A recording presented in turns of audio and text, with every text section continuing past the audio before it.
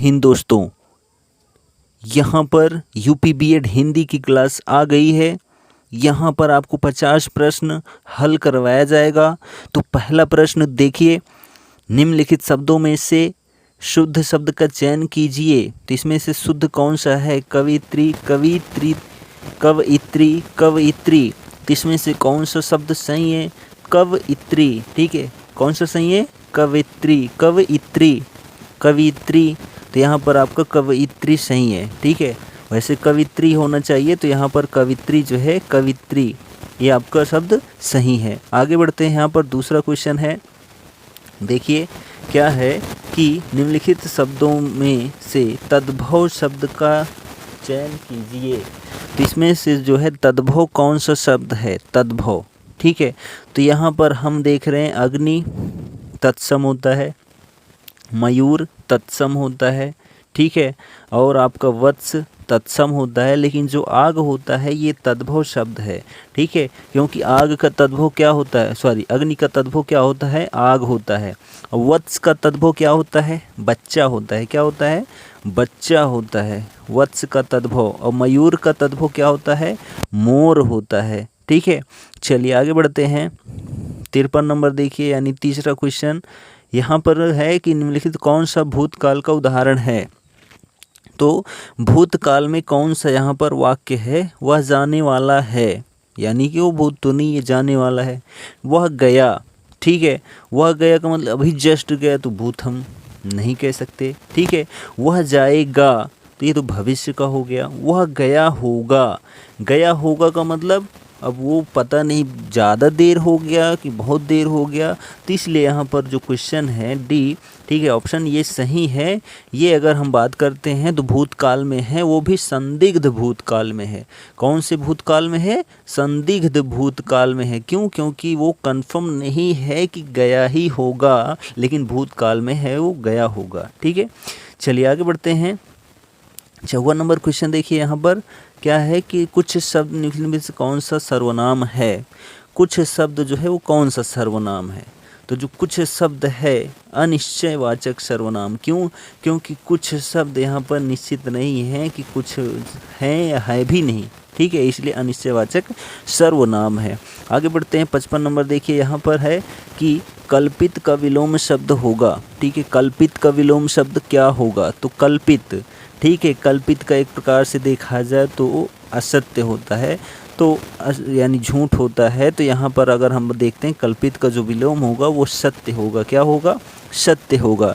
ठीक है, और अगर हम मिथ्या की बात करते हैं, मिथ्या मतलब भी देखा जाए तो झूठ होता है, तो उसका मतलब भी सही यानी सत्य होगा। ठीक है, झूठ का क्या होता है?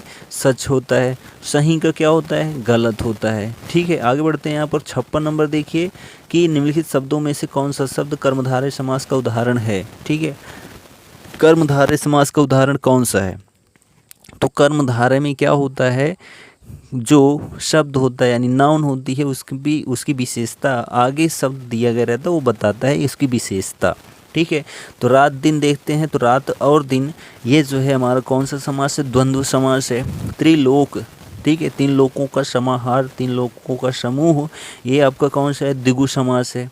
ठीक है, अन्न जल, अन्न और जल, ये भी आपका द्वंद्व समास है। ठीक है, भव सागर, तो यहाँ पर जो ऑप्शन नंबर आपका डी है, भव सागर। ठीक है, यानी जो सागर है वो बहुत बड़ा सागर है, इसलिए यहाँ पर ऑप्शन नंबर डी आपका सही है, कर्मधारय समास का उदाहरण है। ठीक है, चलिए आगे बढ़ते हैं। यहाँ पर 57 नंबर क्वेश्चन देखिए, क्या है कि जो दूसरों के स्थान पर अस्थायी रूप से कार्य करे, उसके लिए एक शब्द क्या होगा? दूसरों के स्थान पर अस्थायी काम जो करता है उसको क्या कहते हैं? ठीक है, तो उसको जो है यहाँ पर ऑप्शन देखते हैं, स्थानापन्न, अस्थायी, सर्वव्यापी, अस्थायी।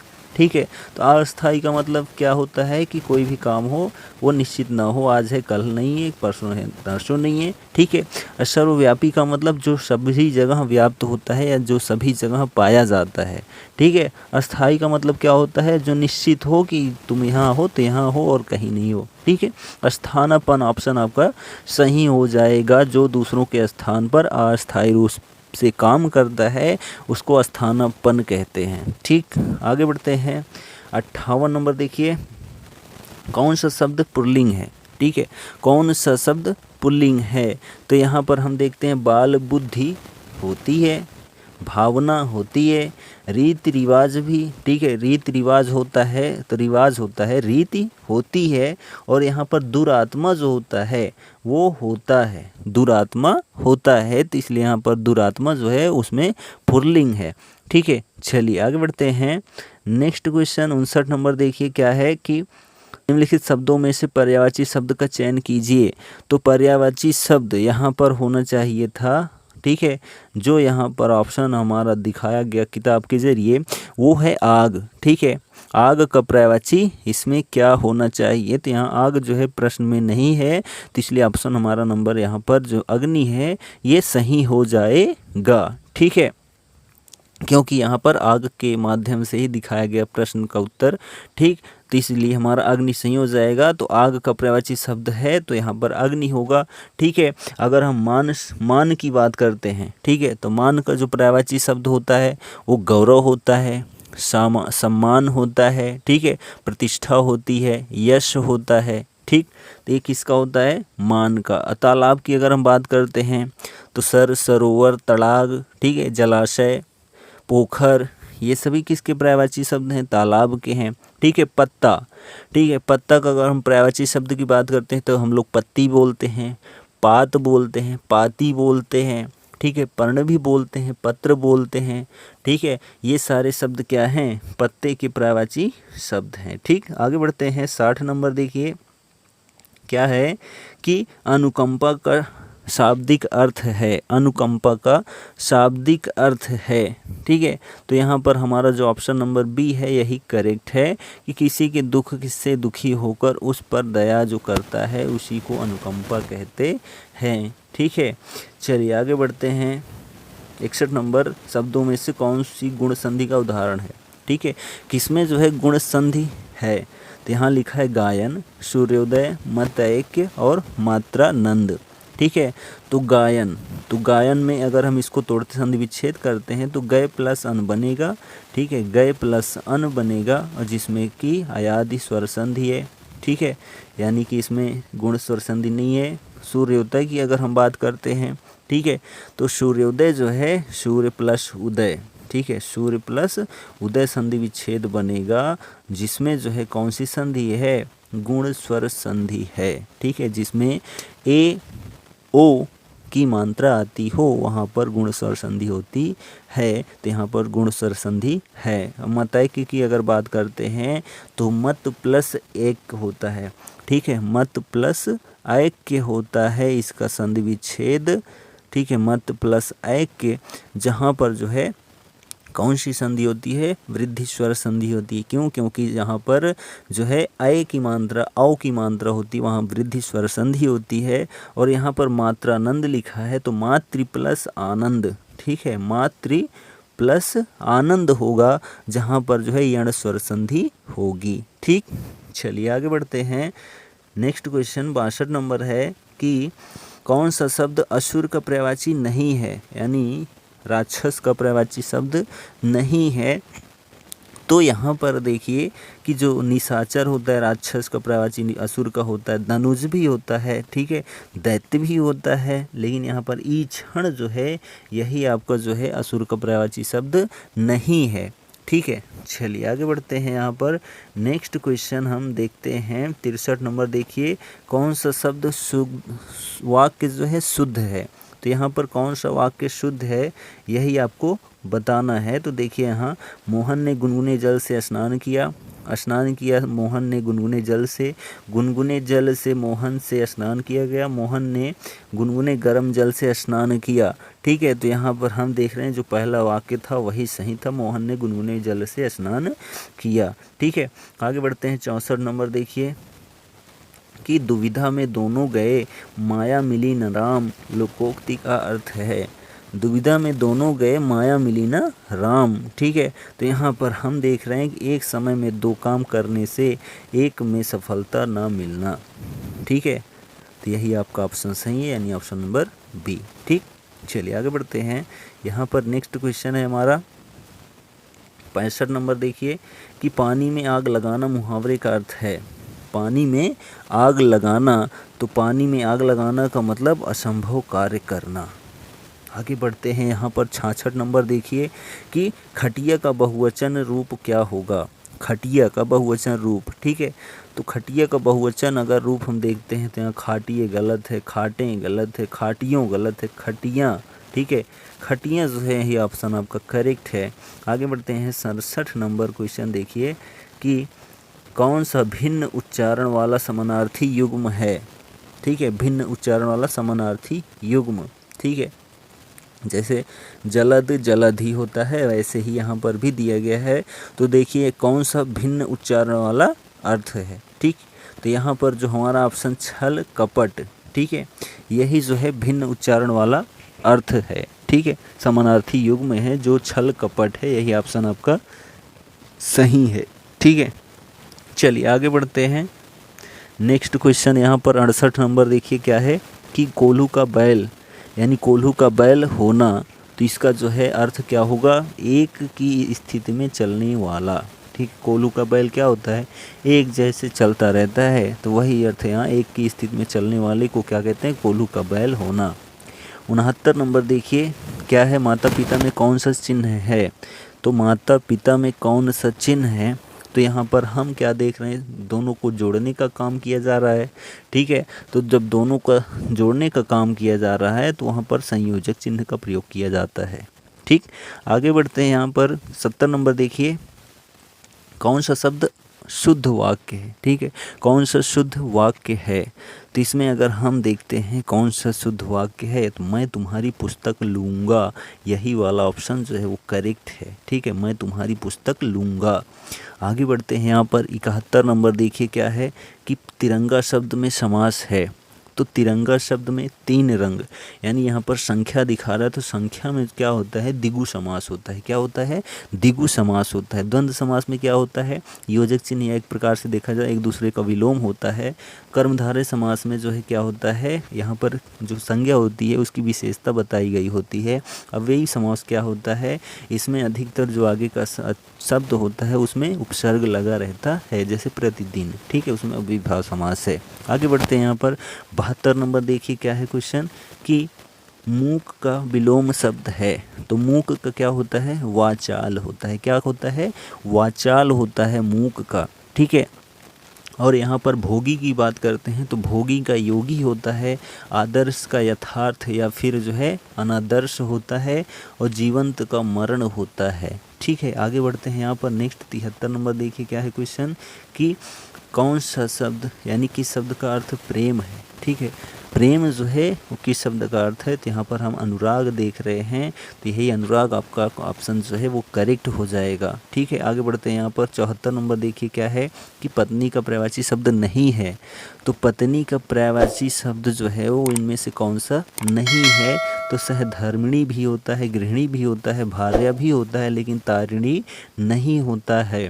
तो तारिणी जो होता है वो किसका पर्यायवाची होता है, तो नौका का होता है, क्योंकि तार, ठीक है, यानी नदी के तीर पर कौन लगाता है, नौका लगाती है, नाव लगाती है।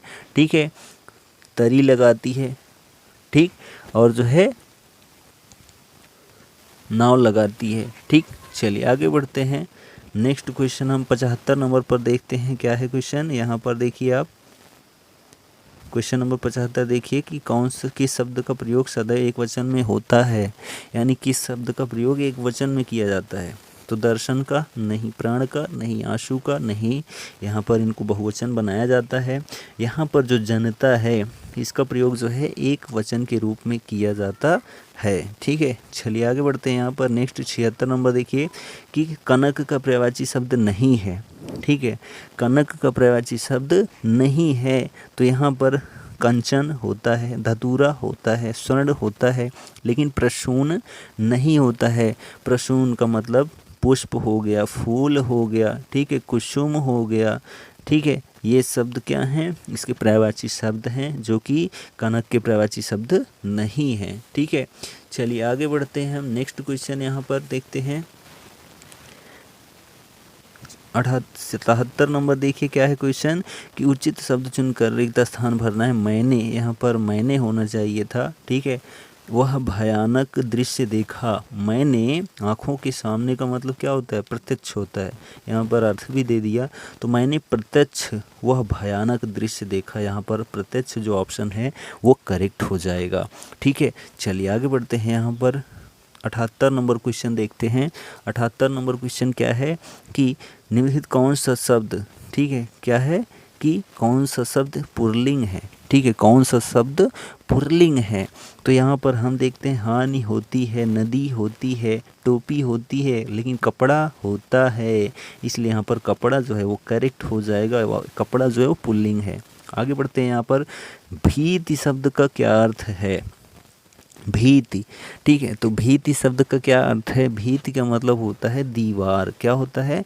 दीवार होता है। आगे बढ़ते हैं। यहाँ पर 80 नंबर देखिए क्या है कि अनुकूल का विलोम क्या होता है? तो अनुकूल का जो है वो क्या होता है? प्रतिकूल होता है। ठीक है, क्या होता है? प्रतिकूल होता है। तो अनुकूल का क्या होता है? विलोम प्रतिकूल होता है। व्याकुल का क्या होता है? आकुल होता है। ठीक है, क्या होता है? आकुल होता है।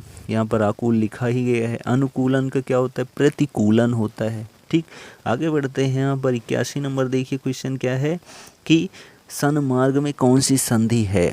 सन्मार्ग, अगर हम सन्मार्ग में संधि की बात करते हैं तो यहाँ पर जो है इसको हम तोड़ते हैं यानी संधि विच्छेद करते हैं तो सत प्लस मार्ग बनता है। क्या बनता है? सत प्लस मार्ग बनता है। जहाँ पर हलंत तोड़ने के बाद बन जाता है वहाँ पर कौन सी संधि होती है? तो व्यंजन संधि होती है। कौन सी संधि होती है? व्यंजन संधि होती है। ठीक है, आगे बढ़ते हैं। यहाँ पर 82 नंबर क्वेश्चन देखिए क्या है कि आधा तीतर आधा बटेर का अर्थ क्या है? तो आधा तीतर आधा बटेर का जो है अर्थ है बेतुका मेल। ठीक है, बेतुका मेलू लिख गया है। बेतुका मेल होता है या फिर बेमेल मिश्रण होता है। क्या होता है? बेमेल मिश्रण होता है इसका अर्थ। ठीक है, किसका? आधा तीतर आधा बटेर का अर्थ। चलिए आगे बढ़ते हैं। यहाँ पर 83 नंबर क्वेश्चन देखिए क्या है कि गाल फुलाना मुहावरे का अर्थ क्या है?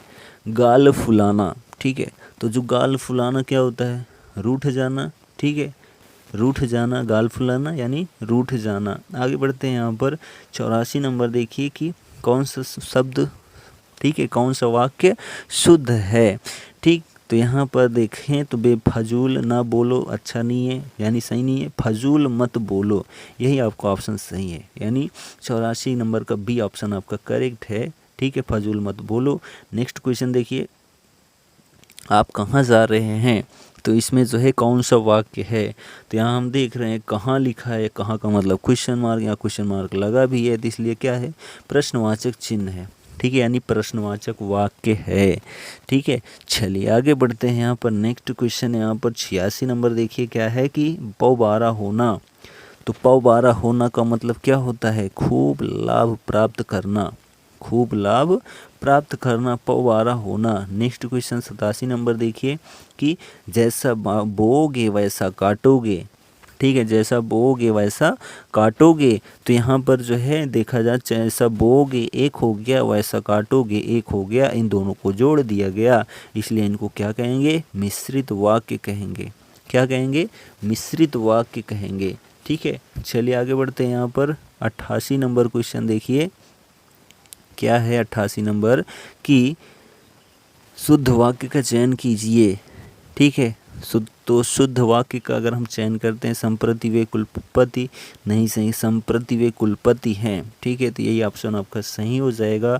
आगे बढ़ते हैं। यहाँ पर नेक्स्ट 89 नंबर क्वेश्चन देखिए क्या है। 89 नंबर कि उल्टे बांस बरेली को, तो इसका अर्थ क्या होगा? तो उल्टे बांस, उल्टा का मतलब विपरीत होता है यानी विपरीत काम करना। ठीक है, आगे बढ़ते हैं। यहाँ पर 90 नंबर क्वेश्चन देखिए क्या है कि कोयला का बहुवचन रूप क्या होता है? कोयला। ठीक है, तो कोयला का बहुवचन रूप कोयले गलत है, कोयले गलत है, कोयलों गलत है, कोयला ही सही है। ठीक है, कोयला का बहुवचन कोयला ही होता है।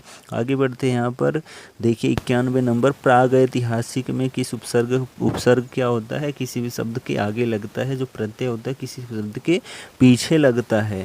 तो यहाँ पर प्रागैतिहासिक को तोड़ते हैं तो प्राक होता है जहाँ पर व्यंजन संधि हो सकती है तो यहाँ पर प्राक जो है ठीक है सही है, प्राक उपसर्ग इसमें लगा है।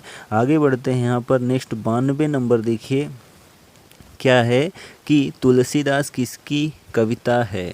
तुलसीदास किसकी कविता है, तो तुलसीदास जो है वो किसकी कविता है, तो तुलसीदास जो है वो सूर्यकांत त्रिपाठी निराला की कविता है। सूर्यकांत त्रिपाठी निराला की कविता क्या है, तुलसीदास, ठीक है। और इनकी हम रचना बात करते हैं तो इन्होंने जो है अनामिका लिखा है, ठीक है, क्या लिखा है, अनामिका लिखा है, पल्लव लिखा है, ठीक है, सरोज स्मृति लिखा है, कुकुर मुत्ता बहुत प्रसिद्ध रचना है, कुकुर मुत्ता सूर्यकांत त्रिपाठी निराला की है, ठीक है। और नए पत्ते भी जो है किसकी रचना है, सूर्यकांत त्रिपाठी निराला की है। अज्ञेय की बात करते हैं, सच्चिदानंद हीरानंद वात्स्यायन अज्ञेय की, तीनों ने जो है कितनी नाव में कितनी बार जो है लिखा है, कितनी नाव में कितनी बार इनको जो है इस पर ज्ञानपीठ पुरस्कार दिया गया था, कितनी नाव में कितनी बार, ठीक है। और जो है इन्होंने लिखा है क्या कि आंगन की पार द्वार, तो जो आंगन की पार द्वार है इस पर इनको साहित्य अकादमी पुरस्कार दिया गया था, ठीक है। और मुक्तिबोध यानी गजानन माधव मुक्तिबोध की बात करते हैं, इन्होंने जो है चांद का मुँह टेढ़ा है ये रचना किए थे, बहुत प्रसिद्ध रचना है, चाँद का मुँह टेढ़ा है। और उसके बाद हरिवंश राय बच्चन की बात करते हैं तो हरिवंश राय बच्चन ने बहुत सारी रचनाएं किए हैं, ठीक है, जैसे कि दो चट्टानें, ठीक है, बंगाल का अकाल, ठीक है, और जो है बहुत सारी रचनाएं, मधुबाला, मधुशाला, मधुकलश, ठीक है, ये सारी रचनाएं किसकी हैं, तो ये सभी जो हैं हरिवंश राय बच्चन जी की हैं, ठीक है। और यहाँ पर जो है चलिए आगे हम बढ़ते हैं यहाँ पर। वैसे इनको जो है हरिवंश राय बच्चन को दो चट्टानों पर साहित्य अकादमी पुरस्कार दिया गया था, ठीक है। जो हरिवंश राय बच्चन हैं इनको जो है दो चट्टानों पर जो है साहित्य अकादमी पुरस्कार दिया गया था, ठीक। चलिए आगे बढ़ते हैं हम यहाँ पर 93 नंबर क्वेश्चन देखिए क्या है कि बहिष्कार का संधि विच्छेद, तो बहिष्कार का संधि विच्छेद जो है अगर हम वो करते हैं तो ये गलत है, ये भी बहिर हो गया, ये भी गलत है, यहाँ पर बहिष ये भी गलत है, बहि ही धनकार, यही ऑप्शन आपका ए नंबर सही है, बहिष्कार, ठीक है, जिसमें विसर्ग संधि है। आगे बढ़ते हैं यहाँ पर देखिए कि वैदेही वनवास किसकी रचना है, वैदेही वनवास किसकी रचना है, तो वैदेही वनवास अयोध्या सिंह उपाध्याय हरिऔध की रचना है, अयोध्या सिंह उपाध्याय हरिऔध की रचना वैदेही वनवास। और अगर हम इनकी बात करते हैं तो ठेठ हिंदी का ठाठ, अधखिला फूल, ठीक है, ये सभी रचनाएं किसकी हैं, तो ये जो हैं किसकी हैं, अयोध्या सिंह उपाध्याय हरिऔध की रचनाएं हैं। प्रिय प्रवास इनकी बहुत बड़ी रचना है, ठीक, खड़ी बोली की प्रथम महाकाव्य भी कहा जाता है किसको, प्रिय प्रवास जो है क्या है, प्रिय प्रवास, प्रिय प्रवास को जो है खड़ी बोली, हिंदी की खड़ी बोली का प्रथम महाकाव्य कहा जाता है प्रिय प्रवास को, ठीक है। और अगर हम देखते हैं यहाँ पर तो यहाँ पर जो ऑप्शन सही था वो अयोध्या सिंह उपाध्याय हरिऔध ही सही थे। और यहाँ पर मैथिली शरण गुप्त की रचना की बात करते हैं तो मैथिली शरण गुप्त की सबसे बड़ी रचना, ठीक है, महाकाव्य जिसको बोला जाता है साकेत महाकाव्य जो है किसकी है, मैथिली शरण गुप्त की, भारत भारती भी इन्हीं की रचना है, ठीक। उसके बाद देखते हैं रामधारी सिंह दिनकर, तो रामधारी सिंह दिनकर को जो है उर्वशी रचना पर, ठीक है, कौन सी रचना पर, उर्वशी रचना पर ज्ञानपीठ पुरस्कार दिया गया था, किसको, रामधारी सिंह दिनकर जी को, ठीक है।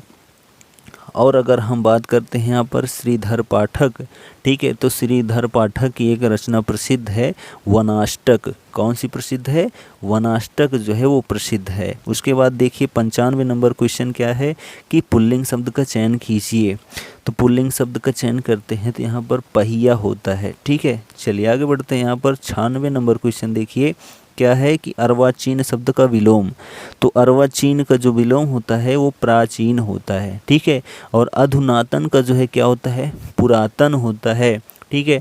अद्यतन का क्या होता है, अनाद्यतन होता है। सनातन का क्या होता है, अस्थाई होता है, ठीक। आगे बढ़ते हैं यहाँ पर 97 नंबर देखिए क्या है कि व्याकरण की दृष्टि से कौन सा शब्द अशुद्ध है, ठीक है, तो कौन सा शब्द अशुद्ध है, तो यहाँ पर विरहणी जो लिखा है यही आपका अशुद्ध है, अदर शब्द शुद्ध हैं, ठीक। आगे बढ़ते हैं यहाँ पर 98 नंबर देखिए क्या है कि युग्म गलत है, यानी कौन सा गलत है इसमें से। तो यहाँ पर जो ऑप्शन आपका करेक्ट है वो सी है, सब्ज बाग दिखलाना, यही आपका गलत है, जिसका अर्थ होता है झूठी आशा देना। सब्ज बाग दिखलाना का मतलब झूठी आशा देना। और सब सही है, मुट्ठी गर्म करना यानी रिश्वत देना, लुटिया डुबोना यानी सारा काम चौपट कर देना, माई का लाल यानी साहसी व्यक्ति। ठीक है, 99 नंबर देखिए, लिखा है कि मेरी भवबाधा और राधा नागर सोय जातन की झाई परे श्याम हरित दुति होय, दोहे में कौन सा अलंकार है।